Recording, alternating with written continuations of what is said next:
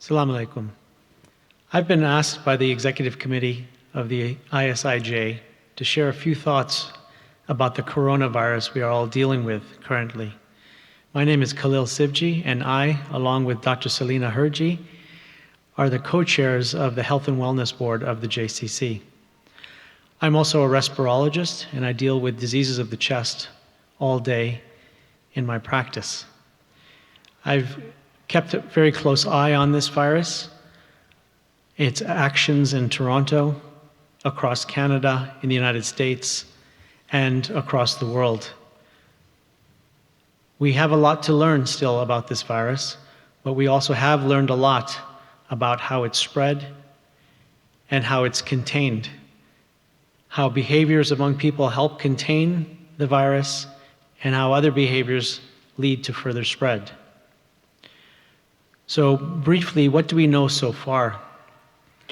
We know that at the end of December 2019, China reported a large number of cases of pneumonia to the World Health Organization.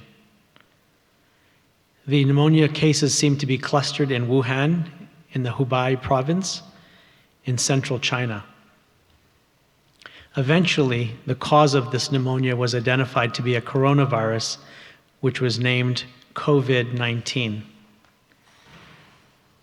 Now, briefly, coronaviruses are a common winter virus, just like influenza, just like other winter viruses like rhinovirus. This reminds me that it is important to remember that we are still in the flu season, and that common sense things like washing your hands and covering your mouth when you cough or sneeze are still important. Now back to the coronavirus. What's unique about this coronavirus is that it is a new strain of coronavirus. And when this happens, the new strain can make people very sick because their immune system is not prepared and hasn't been exposed to it before. This happened before with other coronaviruses, as you will remember, with SARS and MERS. Similar to other coronaviruses, COVID-19 causes fever, cough, shortness of breath, and in some cases, diarrhea. People who contract this virus have a variety of clinical courses. Unfortunately, 3% will die from this virus. Those are usually people over the age of 70. 14% of people with this virus will become very sick and may require intensive care. However, 83%, the majority of people, will feel like they had a flu illness and recover within 14 days, which is the incubation period for this virus. One thing about paper masks people often ask me about is that paper masks do not protect you against contracting this virus. Although if you are sick, it may prevent you from spreading the virus, or at least make it less likely that you spread the virus. Another question I often get is, does the virus exist on boxes and packages that we receive? And the answer is yes, it can, but so far there has not been any proven transmission by touching a box or a package that has the virus on it. As of tonight, there are 80,000 cases of COVID-19, the majority of which, 77,000 out of 80,000, are in China. 2,700 people have died, again, mostly in China.